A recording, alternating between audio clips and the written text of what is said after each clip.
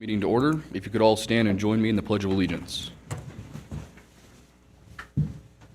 I pledge allegiance to the flag of the United States of America and to the republic for which it stands, one nation, under God, indivisible, with liberty and justice for all. Thank you. At this time, is there any public comment? Okay, noting no public comment, can I get a verification of the posting of the agenda, please? Crystal Machado for the record. The agenda was posted on the 28th of March between the hours of 3 and 5 at all the locations listed on the agenda in accordance with statutes. Thank you, Crystal. Can I get an approval of the agenda as submitted? Mr. Chair, I move for approval of the agenda as submitted. Second the motion. It's been moved and seconded. All those in favor, please say aye. Aye. Aye. Aye. Motion carries. Number 6, consideration of possible action, approval of the minutes of the meeting held on March 6, 2025. A motion, please. Mr. Chairman, I'd like to make a motion to approve the meeting minutes of March 6, 2025. Second. It's been moved and seconded. All those in favor, please say aye. Aye. Aye. Motion carries.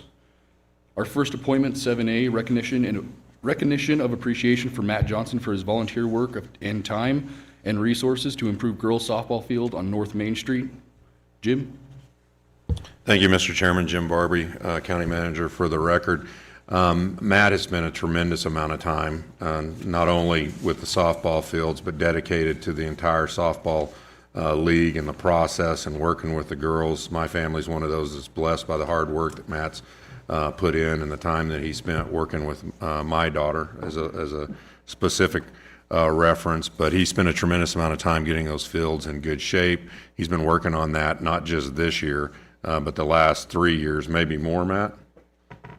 Yeah, more, exactly. And I was hoping Jesse was going to be here because Jesse's the one that, here's Jesse, and Jesse's coming in just in time to pick up where I left off. Come on up, Jesse.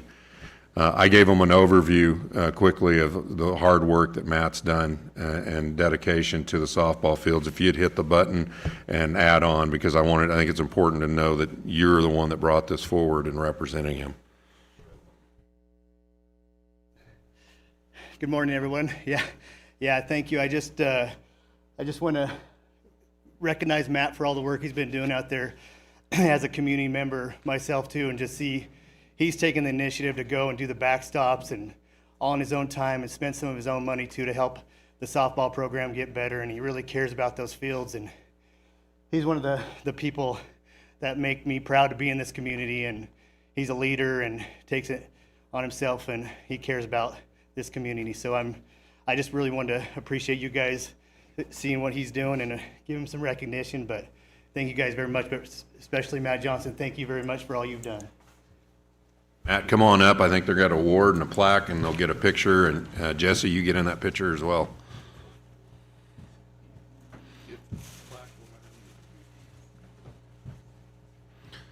You got the all-famous Churchill County swag bag as well. I mean, that's huge right there. That's worth the price of entry.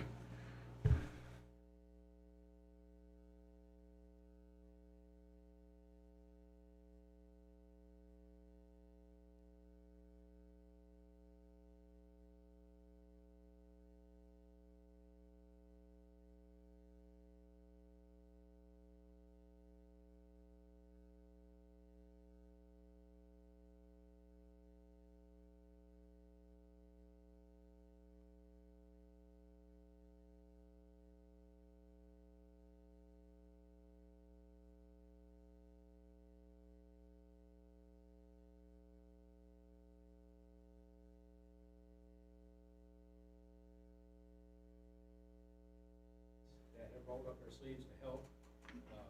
I kind of want to pass the buck to Jesse's crew. Those guys have been Johnny on the spot because there's just a lot of things that you just can't do down there by yourself. And when I've reached out to Matt, he's been right there and done it. You know what I mean? So those guys have helped.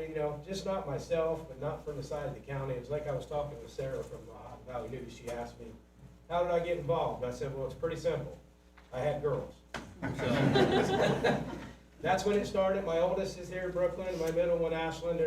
Brooklyn's turned out. She started down there when we were in T-ball. And, I come from a small community back at home, and, you know, kind of like this, a small knit community. We never had the flashy, you know, nice facilities like the outside neighbors have in Reno and all that. But you know what we had? We had a community and dedicated people that were willing to roll up their sleeves and help out, right? So to me, that means more. I remember as a little kid, there was a guy down there that always worked on the fields, and he was the same guy, and when I got older, I asked him. I said, why? Why do you do this? I mean, it just seems like something that everybody would run from. He told me that he wanted to give back to a sport and a community that gave so much to him now that he can no longer play. And I'm like, you know what? It doesn't make any sense as a 13-year-old kid. But now I'm there. That's where I'm at. That's where I'm at, right? So baseball was my game. Obviously, I'm not playing baseball, and I'm not at the baseball facility because I have girls, which is fine. Sorry, gentlemen. Sorry, gentlemen, but I'm going to tell you right now, these young ladies play with a whole lot more heart, determination, and grit. Because we've been playing all week in the snow, and I think those boys' baseball fields have been empty. Sorry. Just, give credit where credit's due. I mean, and, you know, these girls, and it was like I was telling Sarah. A few weeks ago, Friday night, we were all down there getting prepared for opening day. Right? Kind of, you can hear your own thoughts down there sometimes because you're the only one. I look up and all these vehicles pull up, and I'm just like, oh, I'm going to have to tell everybody you can't practice, you can't play, we're getting the fields ready. Those vehicles were my kids, other kids that have been through the program that have their driver's license and turned out. Friday night, where do you think they came? Down there to help out and hang banners and do whatever they could do, because not everything as far as coaching down there relates to these kids as far as this is a sign to steal second, this is a sign for that. I take it more as an initiative to, if they see something and it registers in their mind from an adult or someone in the community, maybe someday they'll be in that position and remember like I did. That's what I want to do. That's where I want to help. Not everything has to be about, hey, if I vacuum my room, can I get $5? You know what I mean? Just help out. And this community is very great for that in all aspects. And I'm glad to be a part of it. I'm glad you guys recognize it.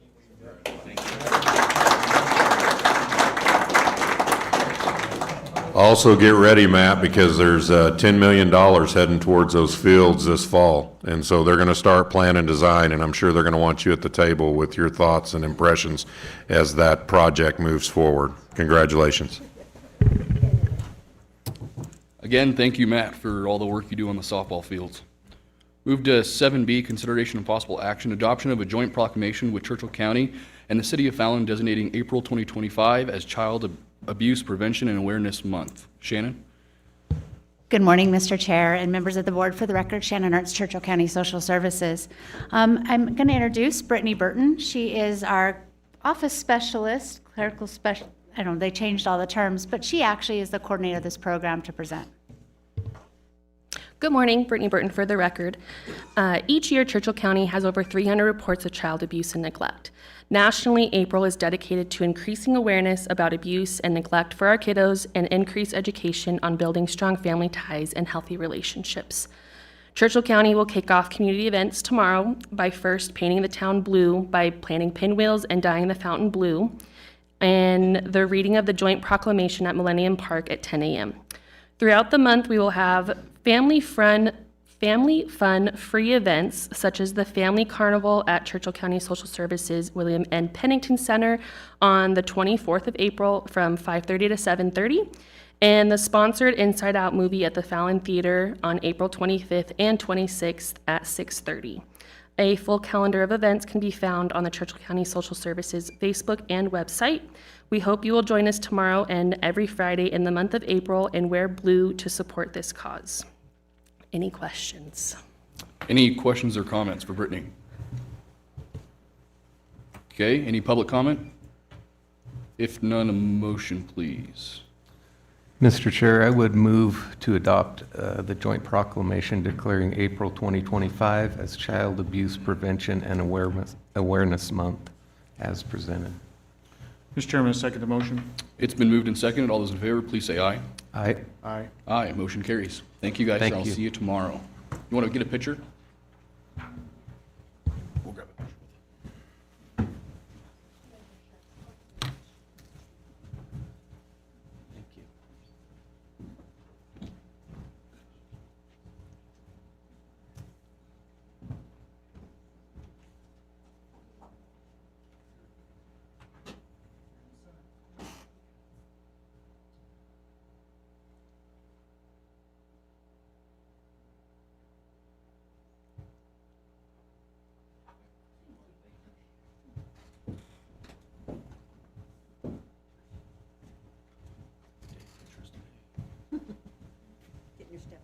Yeah. All right, we'll jump to agenda item 7C, consideration of possible action approval of the appointment of Brad Dolan as a new fire marshal for the Fallon Churchill Volunteer Fire Department. Jim? Thank you, Mr. Chairman. Jim Barbie, County Manager. For the record, through the actions of the Fire Board and interview process, they have selected Brad Dolan to replace Mitch Young, who is retiring, as the fire marshal. They will be overlapping, which is going to be great. And then I would offer it up to Mitch or anyone else. Do you have anything else you would add to that before they move action? Is that a yes or a no? Go with it. Okay. So congratulations to Brad Dolan in this selection, and I would turn it over to the chair.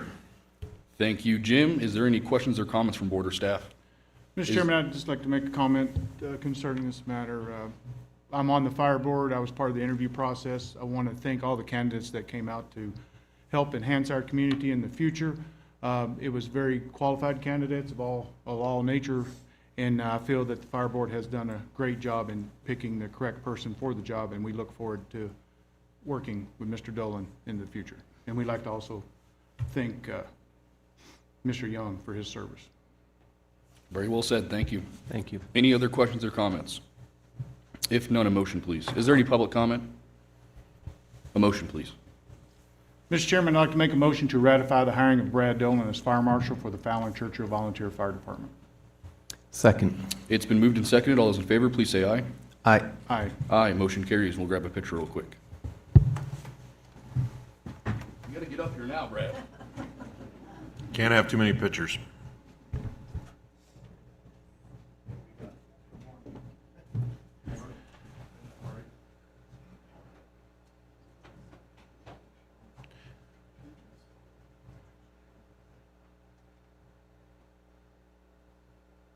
Why don't we grab one with Mitch in the picture too? Come on up, Mitch.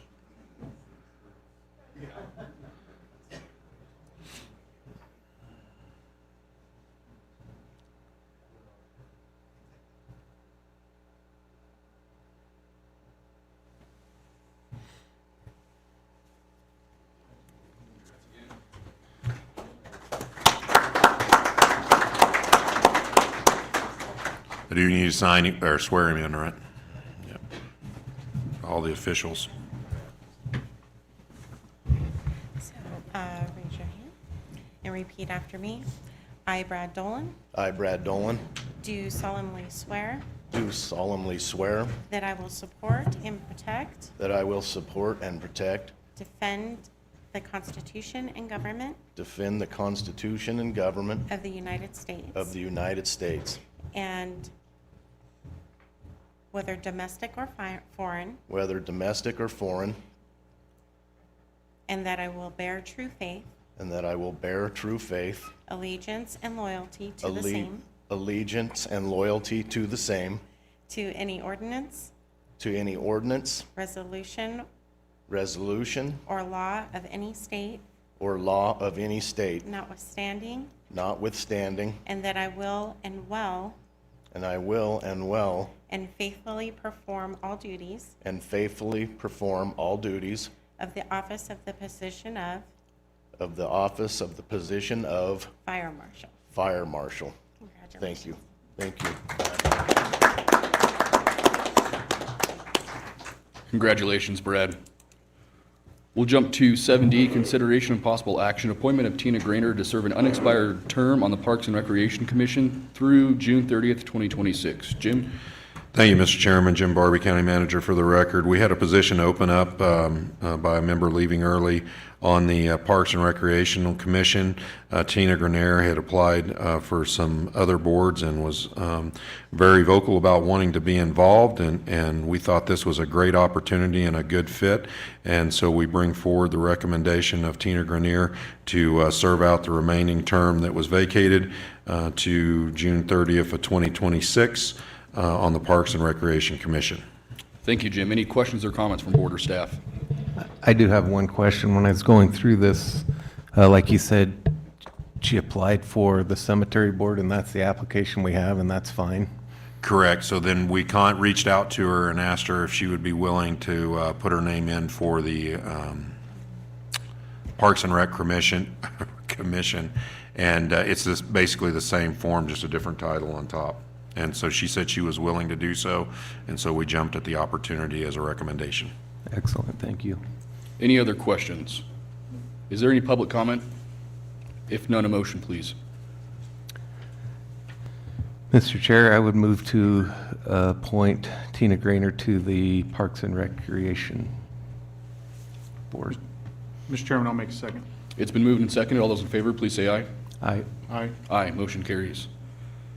Jump to 7E, consideration of possible action, a zone change application filed by Thomas Engel for property located at 2150 Mount View Drive, APN number 008-811-06, consisting of 1.09 acres in the E1 zoning district, whereby the applicant is requesting to change the zoning from the parcel from E1 to C1 for the property that has always been used for commercial business. Dean? Thank you. Good morning, Mr. Chair and board members. This is an application to change the zoning on a parcel. It's currently zoned E1 for single-family residential, and the applicant wishes to change it to commercial, either C1 or C2. Just as a point of note, the original applicant was Fallon Livestock Processing, who wanted to establish a retail butcher shop at the site. That party backed out of the sale, so Mr. English took over the application to continue the rezone request. He is the owner. This property has a unique history. It's provided by the current owner and summarized in the staff report. The property and the two adjacent homes on either side of it was purchased by the applicant's owner in the early 70s, and he built a construction contractor business on the subject property. And then both houses to either side as well, so he actually built some of the houses there. The land to the north was farm at the time, and it's currently zoned C2 now. When the current zoning was established, afterward, the land to the north was given a C2 zoning district, but for some reason, the subject property was not given a commercial zone, even though it predates the commercial properties in the area. When the residential zone was applied to this parcel, it made that business non-conforming. Unfortunately, that non-conforming use has ceased for more than a year now, so it's lost its non-conforming status according to the county code. So approval of this rezone would more freely allow commercial uses on the property. The staff report reviews the two criteria and multiple sub-criteria required for a rezone.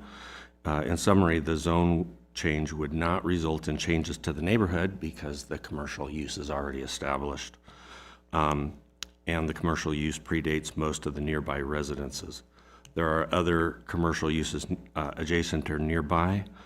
This change would only prevent the loss of the commercial use and the subsequent requirement that it be converted to a residential use because it's lost its non-conforming status.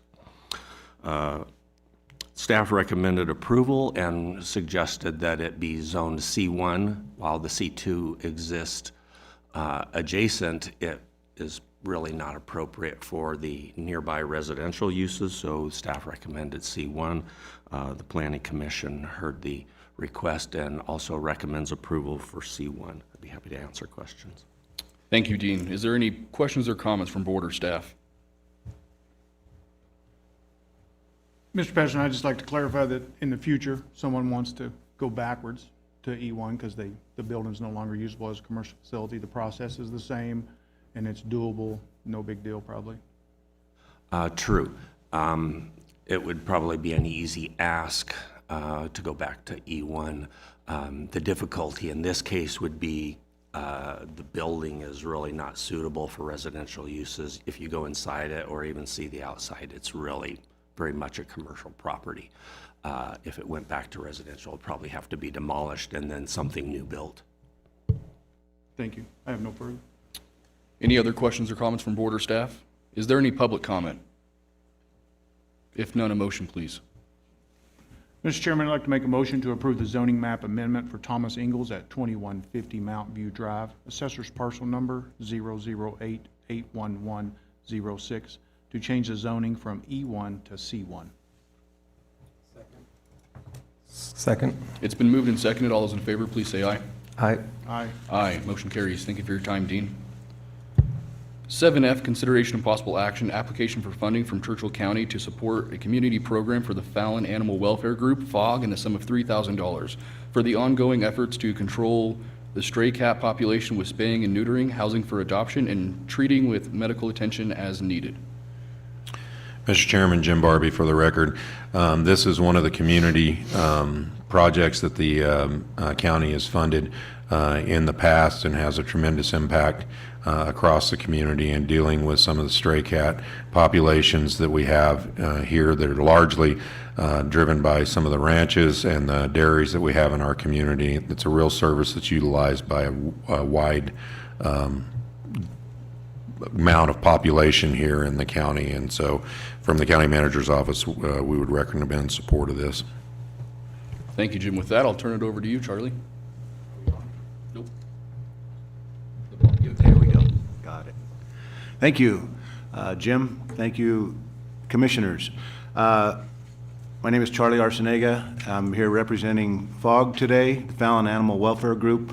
We are a cat rescue and adoption facility. We are a all-volunteer organization, and our facility is shown on the screen right now. We operate strictly by funds donated throughout the community, the city, the county in the past, donations from churches, individuals. We fundraise as best we can through yard sales and bingo nights, anything we can do. We're a no-kill shelter. We have kittens and cats available for adoption, and it's just, we were grateful last year for the support of the Board of County Commissioners extending their funds, and we respectfully ask again this year for additional support financially.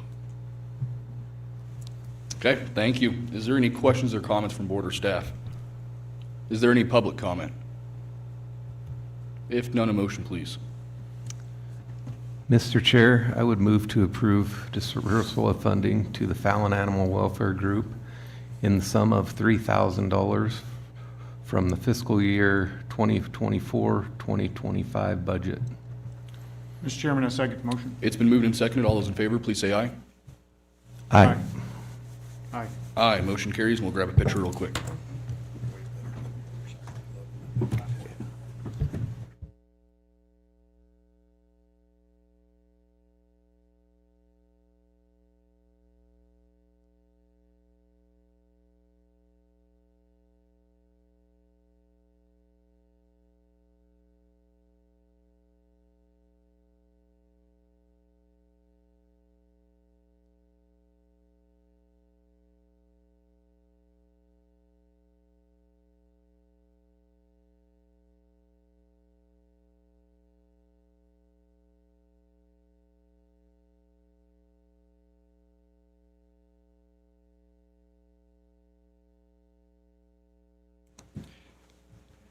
Okay, we'll jump to 7G, consideration and possible action, ratification of an agreement between the Department of Health and Human Services, Aging and Disability Services Division, and Churchill County Social Services to provide transportation program development services in the amount of $42,000.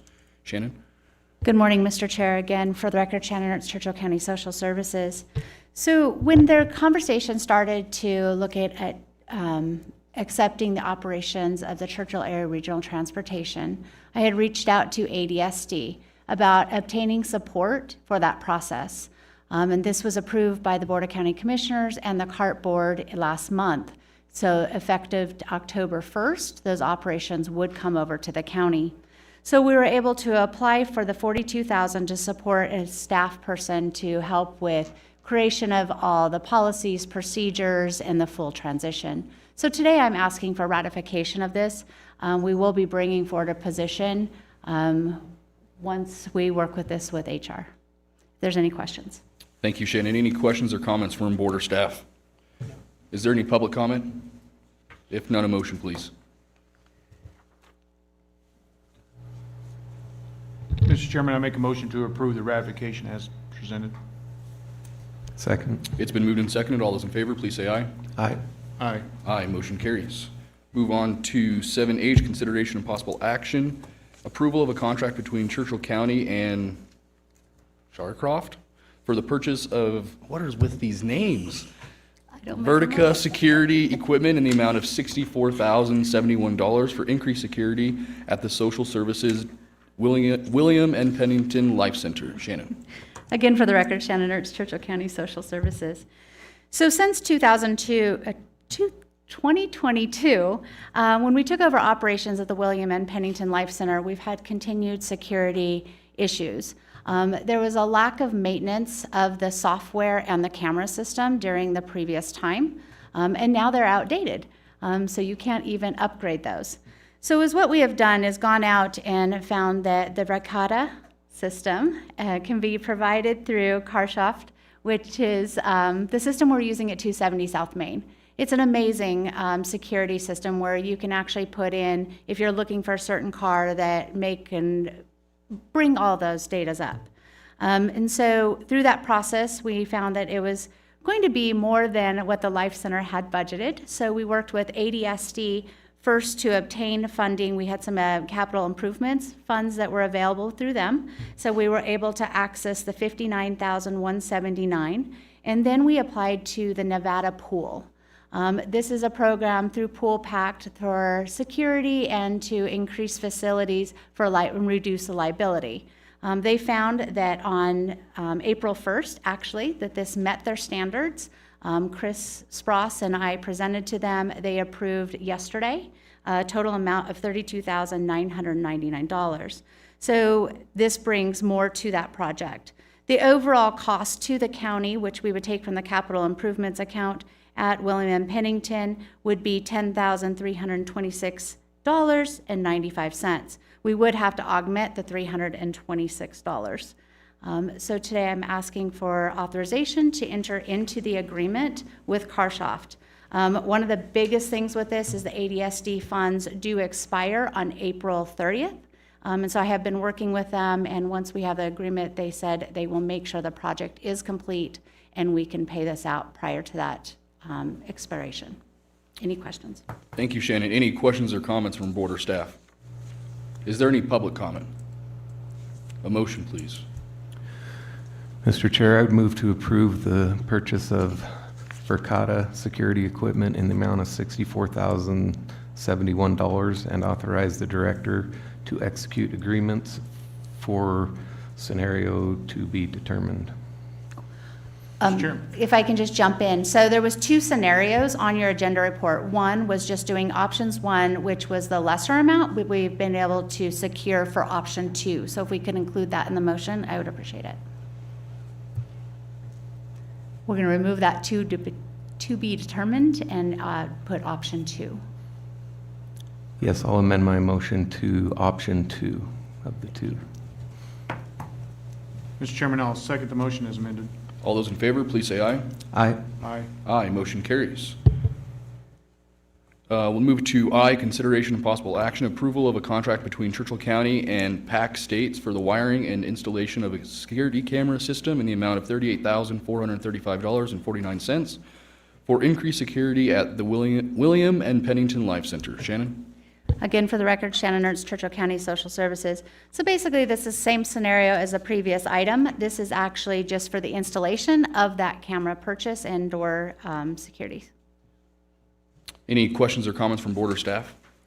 Mr. Ernst, prior to the motion, you have TBD at the end of this one. Is that? Option 2 also, Option sir. Is there any other questions? Is there any public comment? If none, a motion, please. Mr. Chairman, I'd like to make a motion to approve the agreement between Churchill County and PAC States for the wiring and installation of a security camera system in the amount of $38,435.49 and authorize the director to execute the agreements for scenario option 2. Second. All those in favor, please say aye. Aye. Aye, motion carries. Thank you for your Thank time, you. Shannon. We'll jump to item number J, consideration and possible action, approval of agreement and release of all claims related to the property located at 1335 Moody Lane, Fallon, Nevada, APN 008-292-14, in the amount of $25,000. Joe? Thank you, Mr. Chair. Joe Sanford for the record. The county connected this property to the sewer system based on the requirements of our Churchill County Code, even though it was connected to a main line of our system.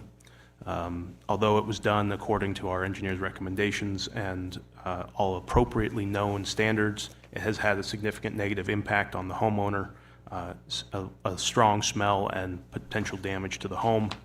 We've tried several times to remedy this issue in various different ways, none of which has been ultimately successful.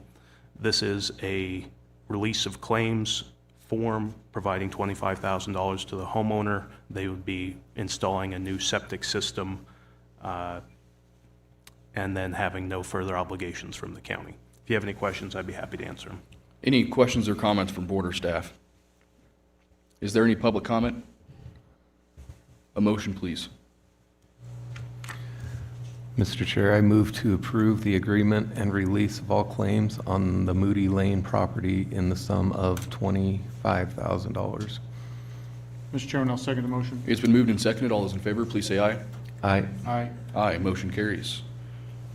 We'll move to our legislative update, consideration and possible action, update on the status of bills in the 2025 Nevada legislature, and support or opposition to any bills that has an impact on county government or the citizens of Churchill County. Joe? Thank you again, Mr. Chair. Joe Sanford for the record. Today, I'd like to go over a lot of the bills that have been considered and supported or opposed by NACO, which is the organization of all of the counties together. I think it gives a good overview of what is happening across the legislature altogether. I'd like to start with bills that were introduced by NACO. Specifically, those are AB 70. This bill would allow boards of county commissioners to submit written comments on applications for renewable energy facilities within their jurisdiction and require the director of the Office of Energy within the Office of the Governor to consider those comments.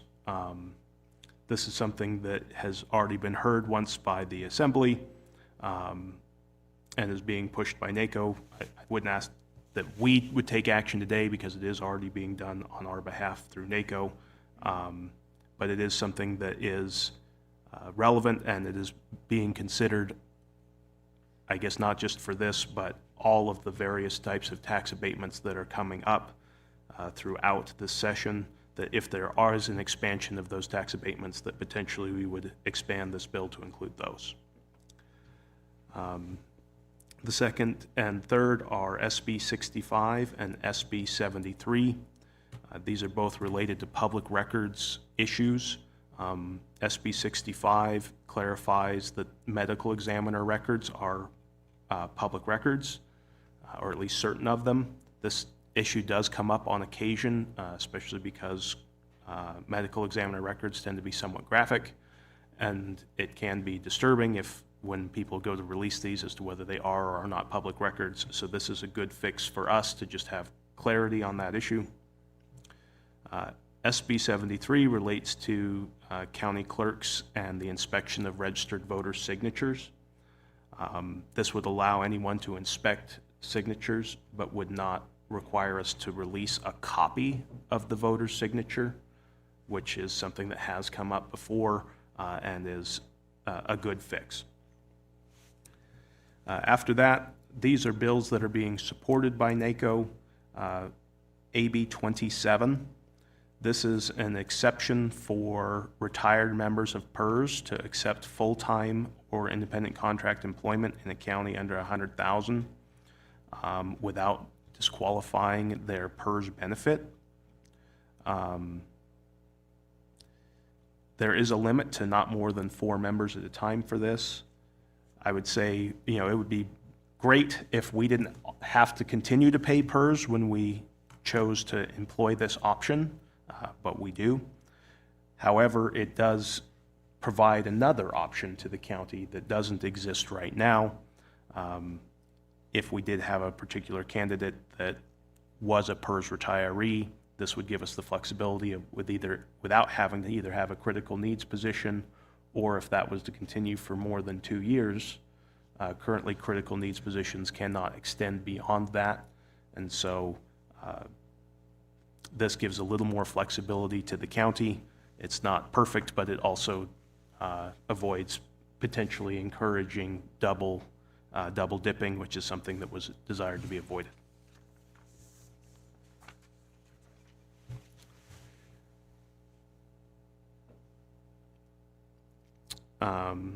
So AB 80 is a recommendation that there is a creation of a 9-member board for soil health and the encouragement of agricultural practices that are beneficial to soil health. As long as we're not paying, I guess additional information is never a negative.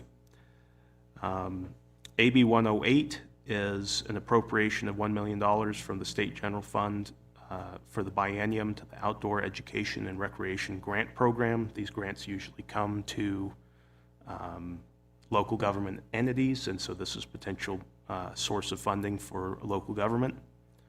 Same thing with AB 127, which is an appropriation of $5 million from the State General Fund to the Office for New Americans to award grants to the governing bodies of counties and cities for the implementation of language access plans. And so this is AB 127. This would be potentially grants to our county to create some of the language translation requirements that are already on our county in the event that someone who needs translation services asks for it for a public meeting or for any form that we may have within the county. Currently, we do this. There is no real funding source, and this would be a potential funding source for that work. AB 152 is another public record bill. It exempts state and local government entities from providing a public record that may have been disposed according to a retention schedule approved by the government entity. Currently, Carson City adopts a retention schedule for essentially every department throughout the state and every local government, and every type of record is categorized as to how long they need to be retained. We receive public record requests that are well beyond this record schedule on a fairly often basis, a fairly frequent basis, and trying to track down whether or not we still have that record can take a lot of time. Even if we don't believe it exists, we want to ensure that it doesn't before we say that it doesn't, because currently we would be required to provide that record. This would allow us to say if this is an old record that's beyond that retention schedule, we don't even need to go out and look. AB 211 is a bill for residential properties that are not maintained to habitability standards or housing and building codes, would authorize the local government to either repair that or have the county authorized to go in and make those actions. There is some ability to do that already. It's a fairly cumbersome process. This would sort of streamline that process to allow the county to more directly become involved in those properties. I'm sure you're familiar with some here as well that are defunct and no longer habitable or half burned down, to remediate those. And then AB 363. This would allow a Board of County Commissioners or multiple boards jointly to request that the state engineer establish a groundwater board in a designated groundwater basin. If approved, the state engineer must appoint 7 members to the groundwater board, and county commissioners may appoint a non-voting member. This would potentially be Basin 101 or other basins in which Churchill County has an interest, and would allow the county to have a little more interaction with the state engineer related to those groundwater basins. It's been heard, I think, 2 times now, and is looking likely to pass, so that is something to just be aware of. And then the last one of the Assembly bills is Assembly Bill 415. This is related to removal, disposal, and junking of vehicles.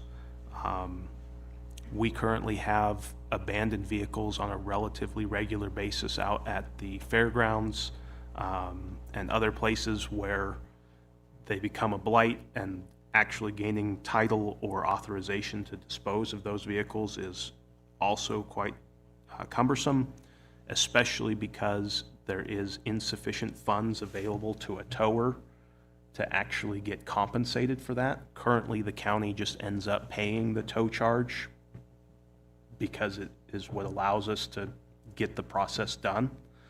And this would allow us to get more money for the tower so that hopefully in a situation where there is an abandoned vehicle, they would be willing to do that for the amount that they can legally get, and the county would no longer have to cover that cost.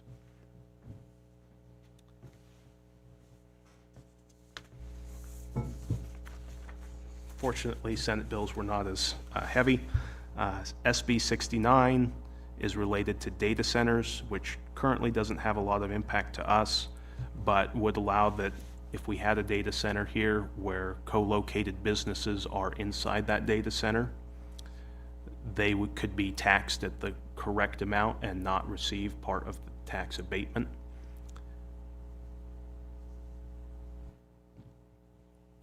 And then the last one is the Senate Joint Resolution 4. This is a resolution just urging the federal government to recognize the importance of coordinated land use planning between federal agencies, state government, tribal governments, and local communities. How effective that resolution will be is questionable, but it is something that I think is worth endorsing. The oppositions are relatively minimal. AB 33. This would create the Nevada Office of the Inspector General. This Inspector General would then audit, investigate, and inspect local governments as a means of accountability and oversight. Obviously, we already have several controls within our local government.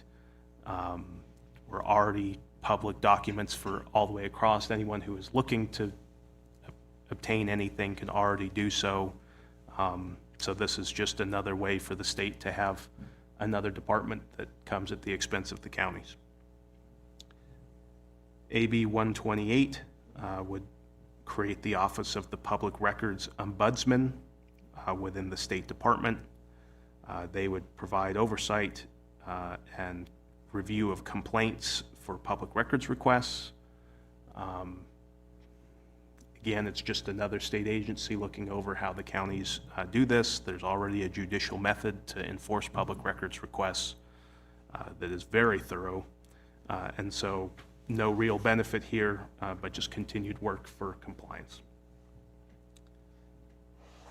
And then lastly, SB 100.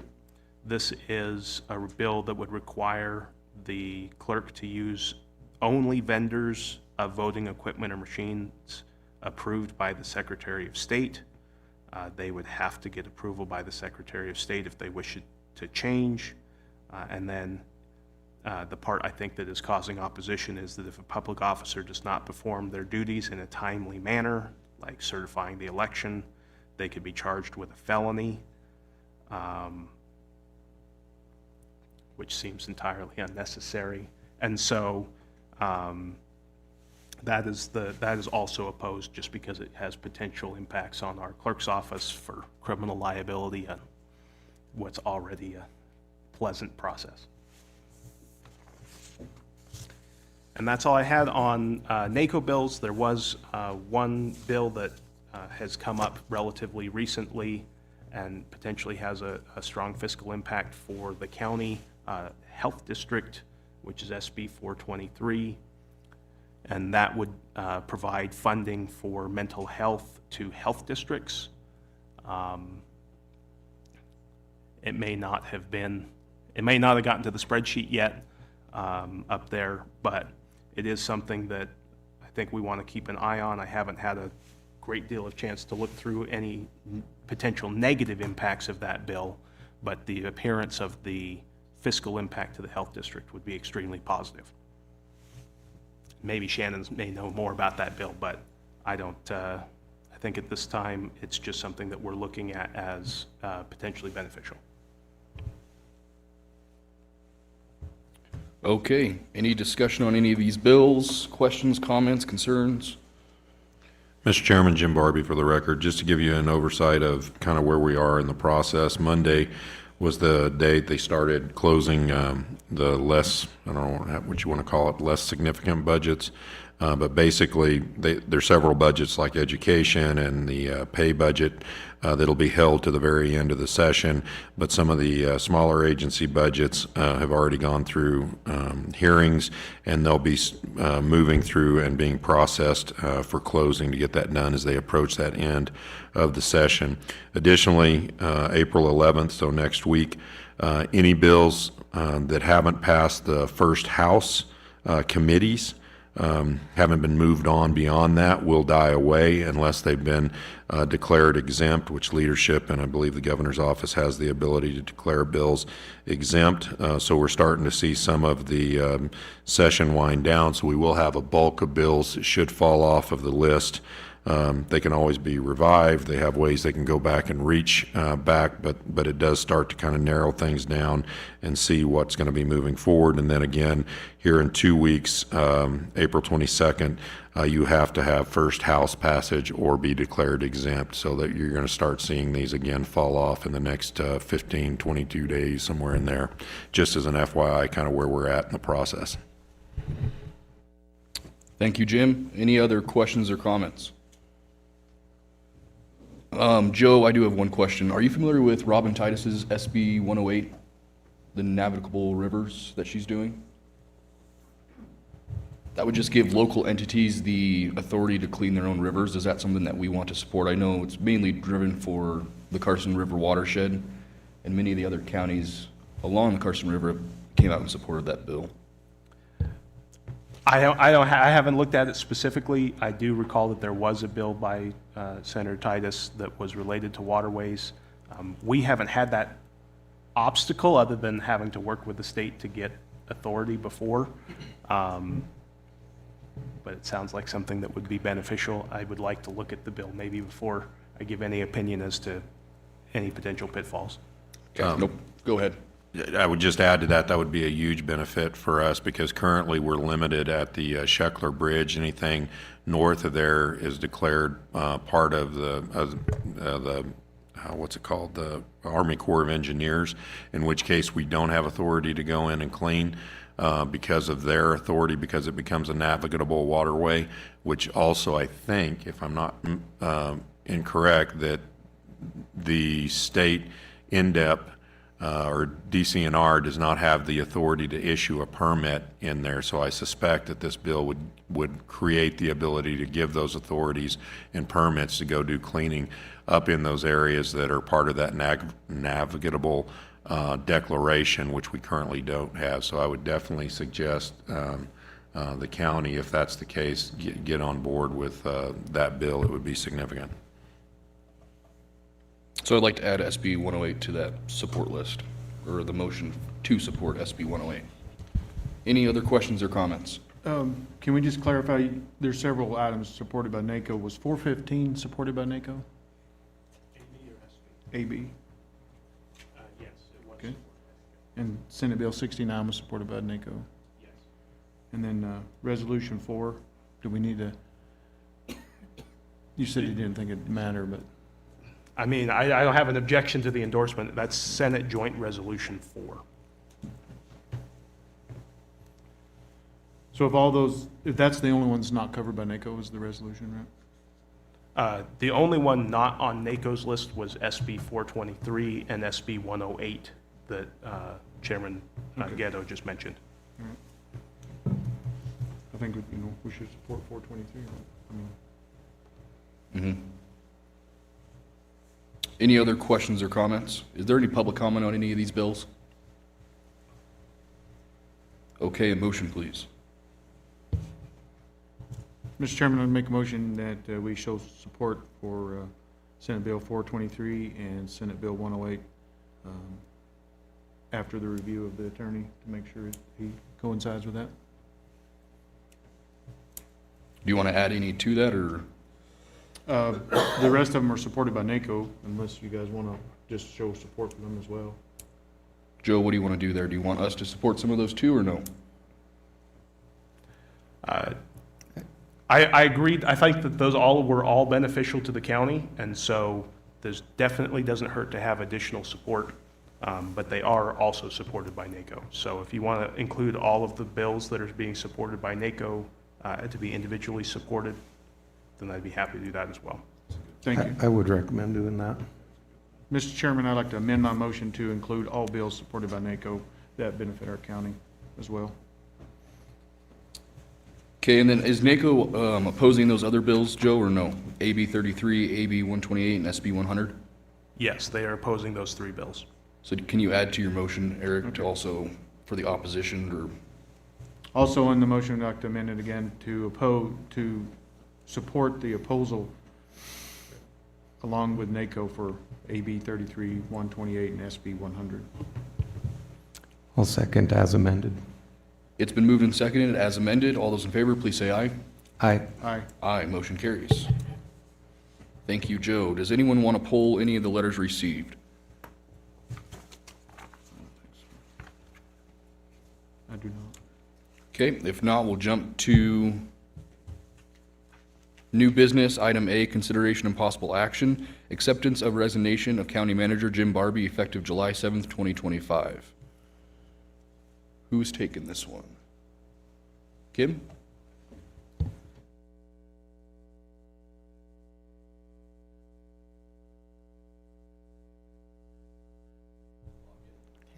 Good morning, Commissioners. Kim Bronsema, Human Resources for the record. And we have before you a petition to accept the resignation of County Manager Jim Barbie effective July 7th, 2025. Thank you, Kim. I don't want to do it, but any questions or comments from board or staff? Is there any public comment? If none, a motion, please. I'm going to jump in there on public comment, and Go for it. I say it in the letter, but I want to reinforce what a true honor it's been to serve this community and serve this commission, and your predecessors over the last 7 years, and the tremendous staff that we have here in this county. And I put all that in the letter, and hopefully a couple of folks read it, because it's genuine. And how I feel about this community. And, you know, my wife and I are staying in this community. Our kids are going to continue to go through school, and this is our home. And so I just really appreciate the opportunity the commission's given me over the past almost 7 years, and I've really, really, really enjoyed it. Thank you. Thank you, Jim. It has been a pleasure to work with you, and you've done some amazing things for Churchill County. Is there any other questions or comments? If none, a motion, please. Mr. Chair, I would move to accept the resignation of County Manager Jim Barbie effective July 7th, 2025. Mr. Chairman, I'll make a second on the motion. It's been moved and seconded. All those in favor, please say aye. Aye. Aye. Aye, motion carries. Thank you, Kim. Jill, can I take liquor board early or no? It can't start till 9:15. Do you want to just take a break? We're going to go ahead and take a break, because that next agenda item is going to be kind of a rather long one, and we're going to wait for liquor board to start at 9:15. So can I get a motion to recess until 9:15? Mr. Chairman, I'd like to make a motion to recess the county commissioner meeting till the time of 9:15 a.m. or greater. Second. It's been moved and seconded. All those in favor, please say aye. Aye. Aye, motion carries. We'll reconvene at 9:15 for liquor board.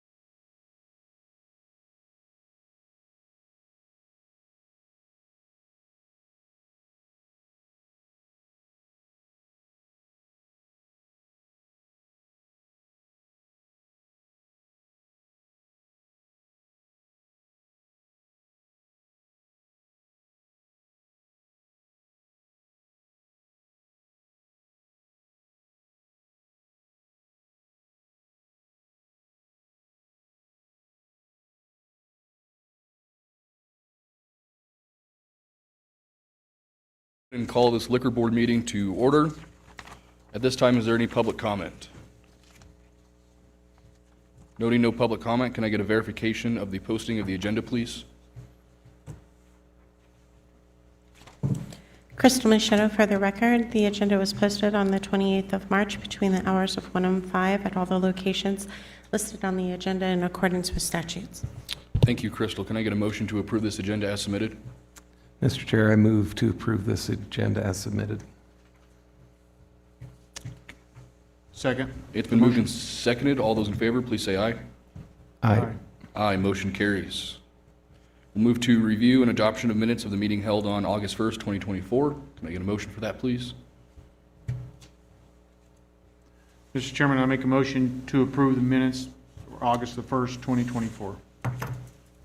Can I get a second, please? Second. It's been moved and seconded. All those in favor, please say aye. Aye. Aye, motion carries. We'll move to our first appointment, 6A, consideration and possible action, approval of a special event liquor license for Scott Frank, DBA Uninhibited, at the Battleborn Bronx event to be held on April 18th, 19th, and 20th, 2025. Sheriff Hickox. Good afternoon. Excuse me.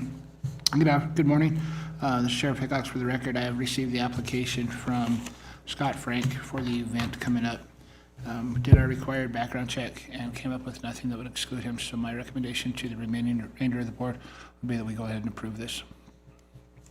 Thank you, Sheriff. Is there any questions or comments from board or staff? If none, a motion, please. I would move to approve Scott Frank's liquor license as submitted. Mr. Chairman, I second the motion. It's been moved and seconded. All those in favor, please say aye. Aye. Aye. Aye, motion carries. Thank you, Sheriff. At this time, is there any public comment? Okay, liquor board is adjourned, and we'll jump back over to the county commissioner meeting.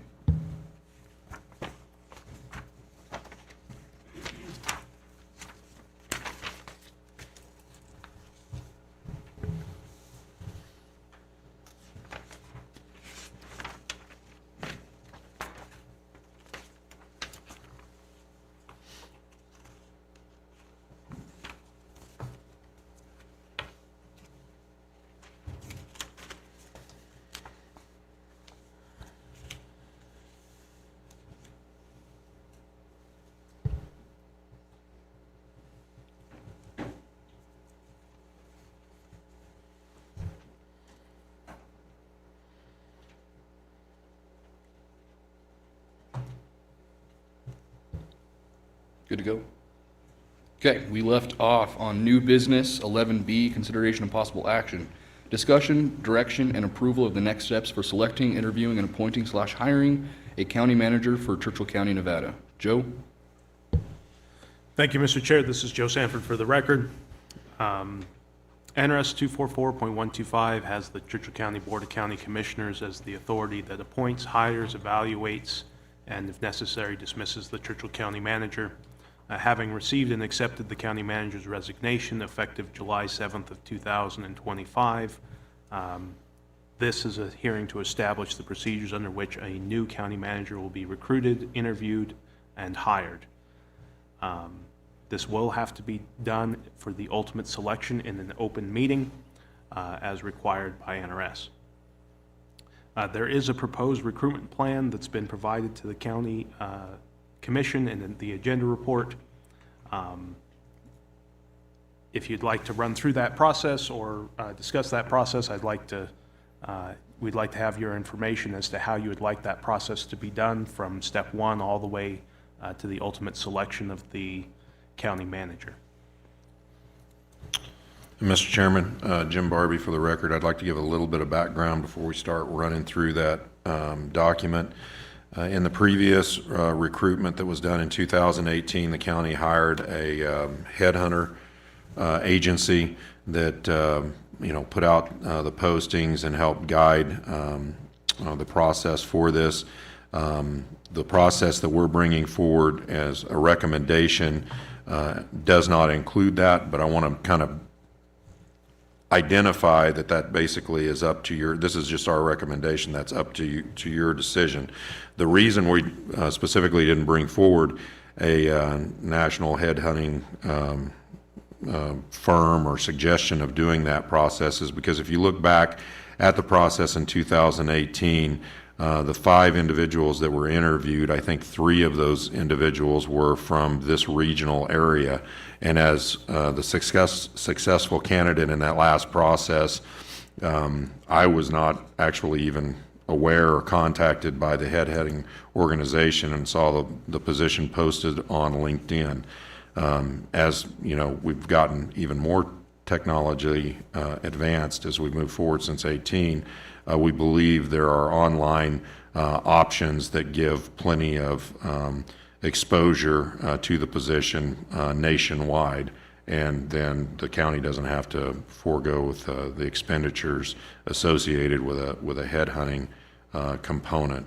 So if that meets your pleasure, then we can start to take a look at the county manager recruitment plan and start walking through that item by item. But I would leave that direction up to the chair.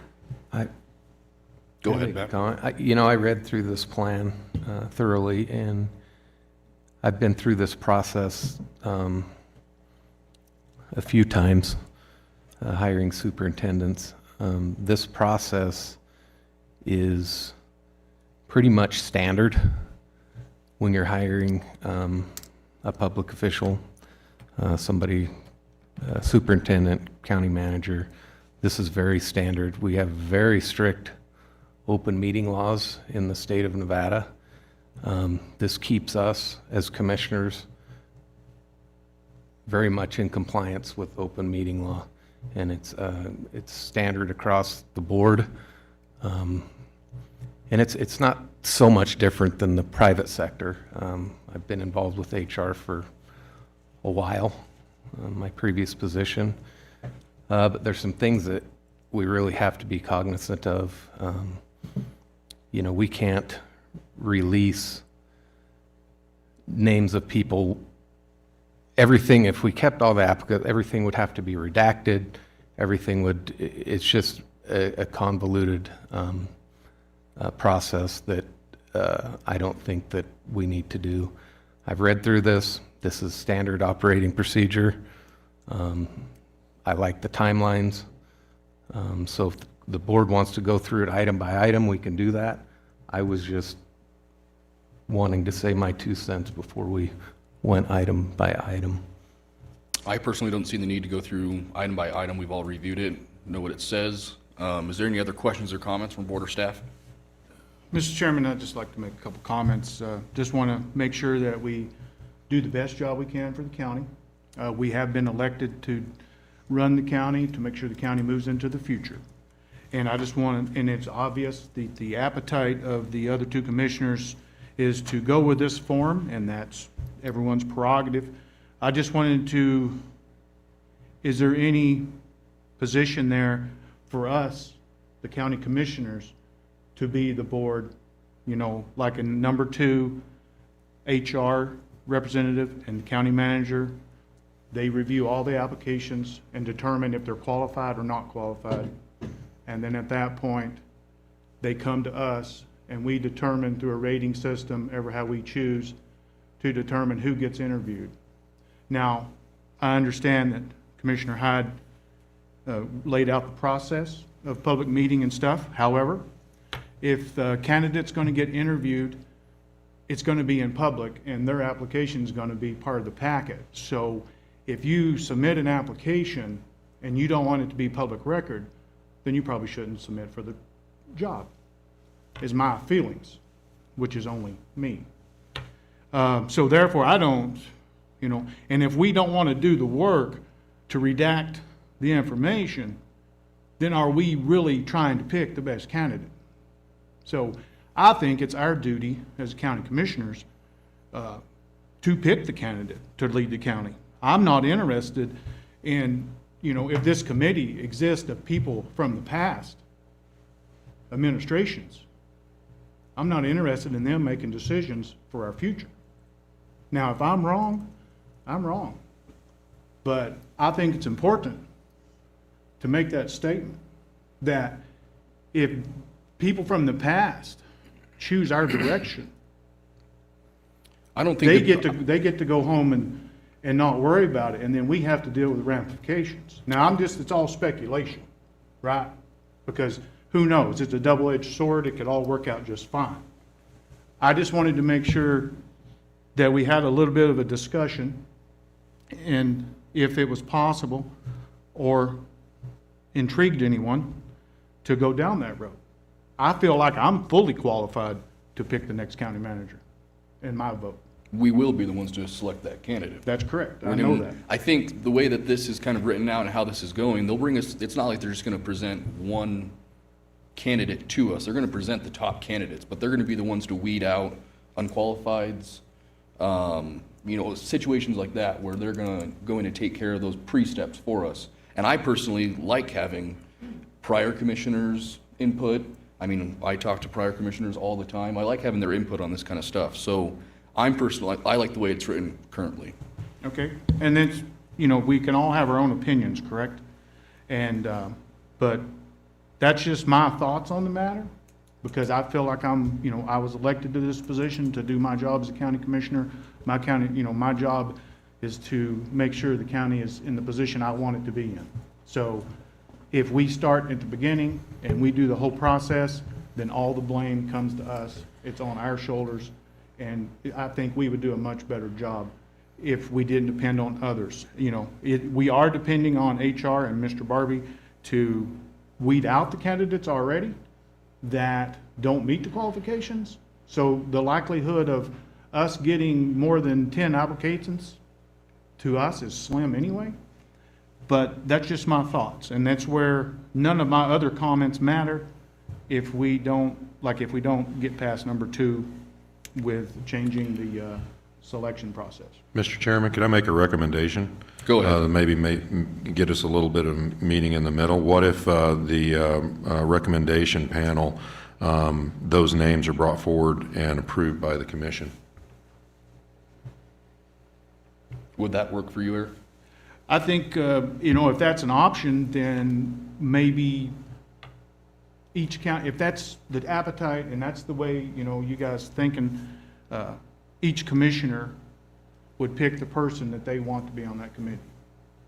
Well, we would bring you probably multiple names, and then you would make a selection out of that. So I understand that.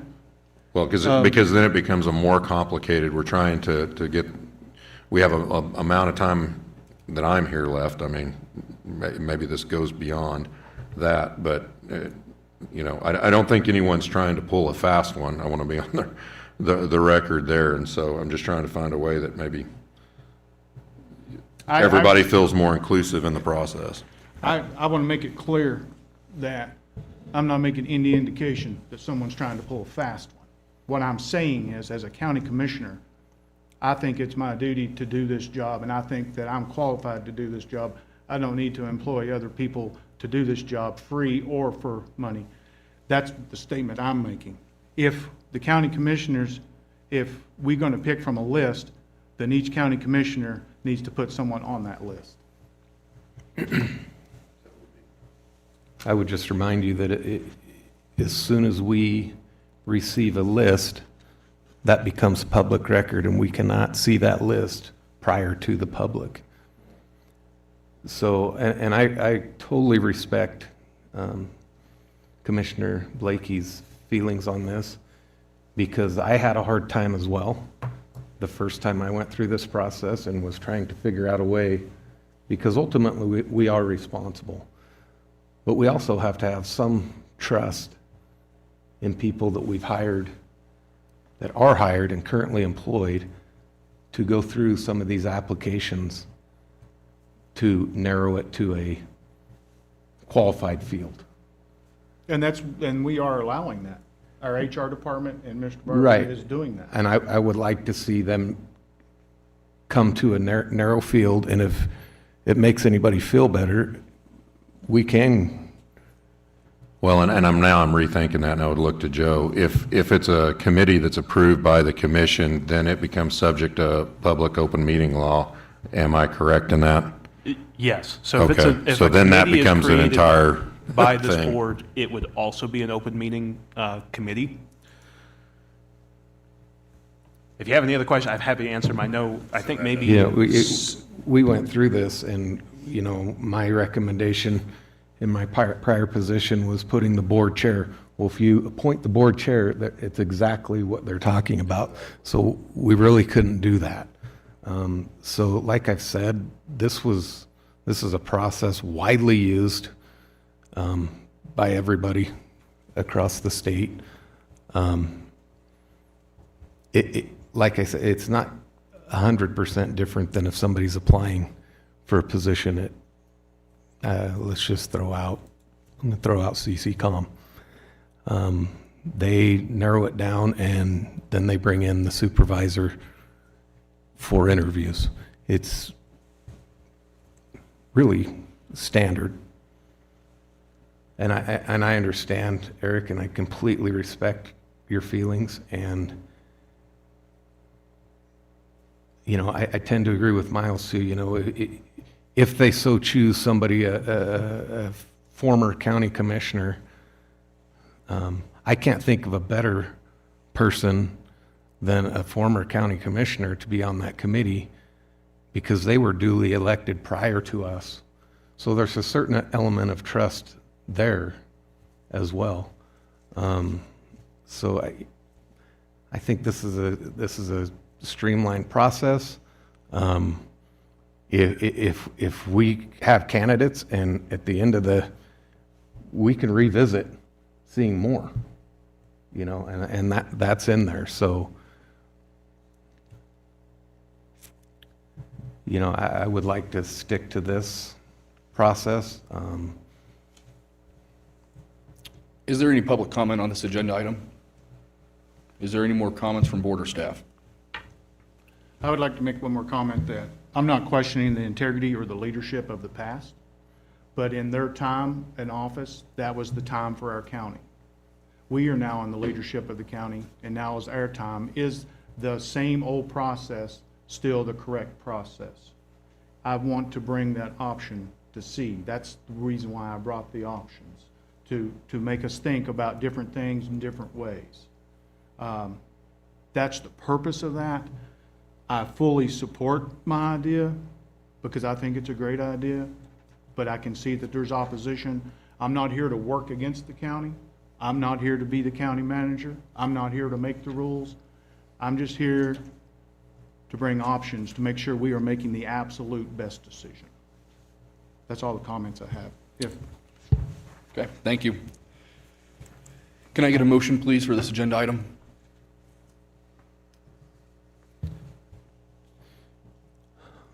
I would move to adopt the county manager recruitment plan as presented. Can I get a second? I will second that. All those in favor, please say aye. Aye. Aye. All those opposed? Nay? Passes 2-1. We'll move on to new business C, consideration and possible action, setting of an appeal hearing for the appeal application filed by Honey Gibbons related to an outside storage of hazardous materials and an explosion/combustion testing facility filed by NNV Investments LLC for property located on Bango Road, APN number 007-071-79, consisting of 438.42 acres in the industrial zoning district, whereby the applicant proposes an outside battery storage yard and battery testing facility. Joe? Thank you, Mr. Chair. This is Joe Sanford for the record. There has been an appeal filed in the NNV Investments property from the Planning Commission's approval.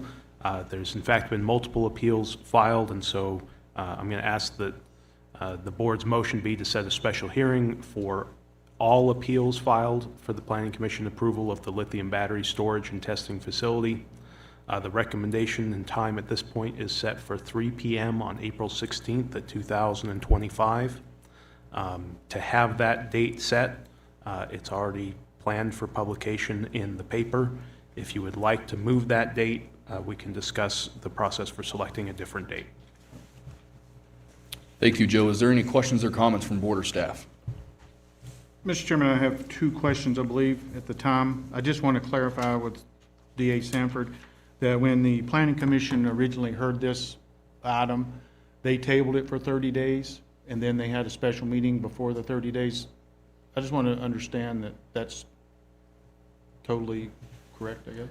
Yeah, so the Planning Commission had tabled this matter with the expectation that it would be held in 30 days at the next regularly scheduled Planning Commission meeting. At the discretion of the Planning Commission to set a special meeting, they chose to set a special meeting for that date and then to re-provide publication and notice to all of the affected landowners as well as any person who was present at that meeting and made public comment. And so they were individually notified of that additional meeting. And so that was how that process was done. And you have no legal concerns with the way that happened? I just wanted to make sure of that. No. Okay. And the next question is just need, there's been a lot of people coming to us. I'm sure the other commissioners had a lot of people coming to us. And their number one question is, why is the meeting going to be held at 3 p.m.? So can someone speak to, just to help the public understand that? Mr. Chairman, if I could, I'd like to address that. In previous conversations with you individually, and I believe at some point on the record, you had identified that you wanted meetings held on days that you have other existing meetings to consolidate your days so that you're not spread out amongst multitudes of days. And so normally the Board of County Commissioners meets during the day, not at night, and this would be specifically right adjacent to one of your regularly scheduled meetings. So that's why staff had put that suggestion forward, was following the traditions that you guys had asked for.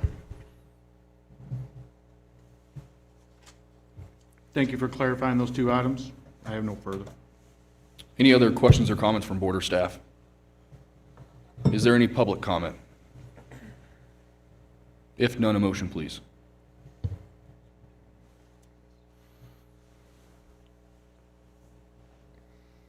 Mr. Chairman, I'll make a motion to set a special hearing for the appeal of the Planning Commission's approval of the lithium battery storage and testing facility for 3 p.m. on April the 16th, 2025. Second. It's been moved and seconded. All those in favor, please say aye. Aye. Aye. Aye, motion carries.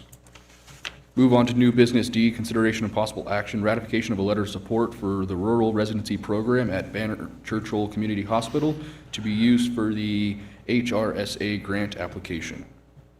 Mr. Chairman, Jim Barbie for the record. The commission should be familiar with this project. This was a carryover from our previous commission in the late of last year. It was discussed and brought forward, I believe, in an official agenda item. If not, it was talked about during public comment. Basically the idea that creating a rural residency program here at Banner Hospital would have a great impact to hopefully recruiting physicians that would be willing to stay and create homes in this community and serve this community.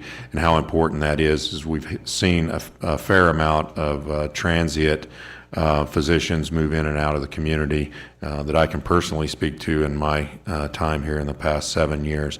This was brought forward as a hearing item shortly after the beginning of the year, and then we were made aware by the UNR staff that this grant was coming forward, and they needed a letter of support signed in a timely manner. Therefore, we requested the chairman, Miles Ghetto, to sign off on this and then to bring it as a ratification after. Thank you, Jim. Any questions or comments from board or staff? Is there any public comment? A motion, please. Mr. Chair, I move to ratify and approve the letter of support for the rural residency program at Banner Churchill Community Hospital to be used in the HRSA grant application. Mr. Chairman, I second the motion. It's been moved and seconded. All those in favor, please say aye. Aye. Aye. Aye, motion carries. Is there anything anyone wants to pull off the consent items? If none, a motion to approve those, please. Mr. Chairman, I make a motion to approve the consent agenda consent items as presented. Second. It's been moved and seconded. All those in favor, please say aye. Aye. Aye. Aye. Motion carries. Does anyone have anything they want to consider for a future agenda item? Okay, we'll move on to Commissioner and Management Staff reports. We'll start with you, Commissioner Hyde. Had a CART meeting. Obviously, we're going through some changes with CART. So when something really big happens, I'll let you know, but nothing really big has happened yet. I expect some movement the 16th. So, thank you. Commissioner Blakey. I attended a hospital board meeting, and it coincides with the residency program. The EMS have increased their call volume 15% last year, and the new station that we put in effect there has already served 346 calls in that Q4, and there's reduced the response time by 6 minutes, so that's good for our citizens. Attended a financial leadership training program from PoolPack. There were several members from the comptroller's office there, so that was good to see. CETA meeting, and then attended the Navy change of command. I believe there were several representatives there from the county. Commissioner Hyde and Commissioner Ghetto was there also. I was able to personally thank Captain Tanner for his service and dedication to our community while he's been here, and was able to welcome Captain Heyman to the Fallon Churchill County area, and look forward to working with him. That's all I have.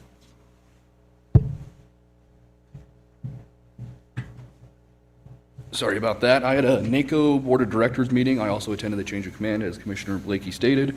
I had 2 library board meetings, an IEC meeting, and I also attended the Rural Caucus Breakfast in Carson City, as well as the Carson Water Sub-Conservancy District meeting. Sherry? I have nothing, thank you. Joe? Nothing, thank you. Jim? Thank you, Mr. Chairman. Just as a note, the Director of Central Nevada Health District is retired, and so we wish Darren Winkleman the best in his retirement. And in that gap, while they'll be searching for new leadership, Mayor Tedford, the chair of the Central Nevada Health District, asked if Shannon Ernst could serve as the interim director while we put that search out and review the program. And we agreed that would be the best way to move forward for Central Nevada Health District. And so you will hear more, and we will be working towards that. And as a reminder, your representation on that is myself and I can't hear you. Don Witten. Thank you, Jim. Linda? March, I attended my annual GIOA conference. This is Government Investments Officers Association. This is a great conference for keeping us up on how the market's going to be, and what they are looking at for the future. For March in my office, we collected over $1.5 million in property taxes. This does include unsecured, secured, and also the special assessments that are on the bills. We are mailing out 1,000 delinquent letters for our current tax year. This includes 1-year, 2-year, and 3-year delinquencies. Those will go out this week sometime. And then next week, we'll be sending out 2,460 letters for voter registration. These are list maintenance letters. This includes voter inactivity notices, as well as undeliverable mail ballots. So this is part of our cleanup as we move forward into, and we'll do this monthly. So I also would like to thank Crystal. She did an amazing job. This was solo for her, so for this meeting, and this was a great time. So thank you. That's it. Crystal? Nothing? Okay, claims and payroll are going around. At this time, is there any public comment? We stand adjourned. Thank you, everyone.